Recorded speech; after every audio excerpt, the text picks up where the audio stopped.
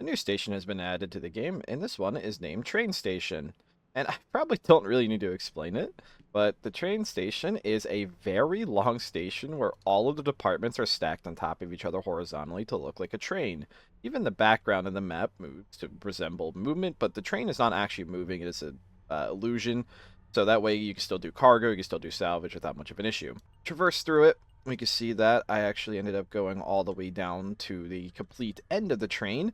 So there are shortcuts, you don't have to run the whole length every time. At the top of the train is command, at the bottom of the train you got things like science, which leads into security.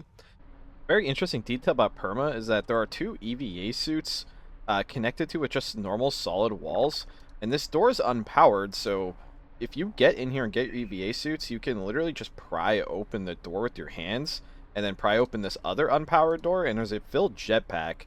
So escaping from perma won't be all that difficult, I don't think. But we'll just have to see how wardens and stuff manage their perma brig. This reagent can actually reverse the effects of rotting. It essentially can prevent permadeath. Now, the medicine is actually not super hard to make. I don't know how to pronounce it. I'm just going to call it Oppo. That's probably what everyone's just going to call it. But the effects of Oppo is regenerates 20 seconds of rotting when the body's temperature is at most 150 Kelvin and the mob is dead. You just drag a body into a cryopod. So somebody who's only taken 12 genetic damage from rotting has not been rotting for too long. If somebody's rotted much more than that, they could actually gib, because rotting does do blunt damage. So if you'd still just hide a body for long enough, this medicine's still not going to save somebody back, because being rotting for too long will just straight up gib a body. Anyways, the way we can figure out the way this works is you can't really examine how long somebody's been rotting for. The genetic damage is a clue, but trying to figure those numbers out is not super practical. You just insert the beaker, and if you right-click the cryopod, you can just keep shift-clicking until their corpse becomes fresh. And it really does not seem like it takes many units of the reagent to actually get them into a fresh state. A new event has been added to the game called Syndicate Sleeper Agents. Attention, enemy communication intercepted. Security level elevated. When you hear that AI voice warning about enemy communications being intercepted, that means that there are sleeper agents who were just activated on your station, meaning there are syndicates no matter what game mode you're in. This adds some variety to every round, because that means you can get syndicates in survival, you can get syndicates in nukies, it's just random, and that means even if you don't start off as a syndicate, you might become one in the middle of a round. I expect this to add a lot of round variety and help with metagaming. Syndicats have received yet again another buff. They can now wide swing, they have explosive resistance, which can come in handy. They do more damage directly, they even do structural damage, and they can now step on glass shards without getting immediately stunned and damaged from them. So they're more capable of actually getting to their target, and due to the wide swing and a damage increase, they actually could do a decent bit of bite damage before they die and ultimately explode. The message indicating that you put TC into an uplink now only appears for you, so other people can't notice you doing it. But of course, the telecrystal will still be visible in your hand, so if somebody shift clicks you and you says, she is holding a telecrystal, yeah, that's still going to out you, but the text is way more obvious than that. So anyways, you should probably not be putting TC in your uplink in the public, but you. Anyway, the Syndicate Martyr cyborg module has been added for Syndicate agents to purchase, a module that comes with an explosive you probably don't want to handle yourself. It gives the Borg a self-destruct grenade. It costs 4 telecrystals. To activate it as the Borg, you just make sure you have the module selected, walk up to your target, and press E. You'll activate the self-destruct. Have this very scary audio. And it does enough damage that you can completely gib a target with no explosive resistance if you detonate it on them. So you can absolutely delete a person. There's their gibs. I was looking for them. It's pretty violent.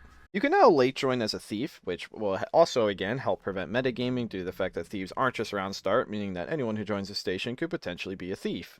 On the topic of thieves, the Chameleon kit now comes with the Chameleon Projector. In case you're unaware what the Chameleon Projector does, it lets you disguise yourself as any object. Picture something like prop hunt. You take the Chameleon Projector, walk up to a chair, left-click it, you could be a chair.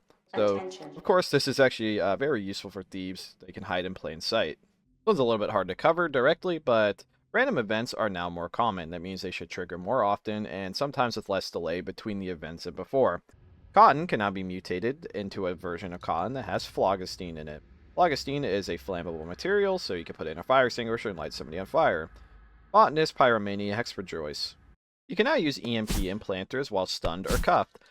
The most ideal time to use an EMP implanter would probably have been before you got stunned in the first place, but this could let you get off a very useful EMP for your teammates or something if you're nukey, or it could just be good for potentially stopping getting lasered to death on the ground.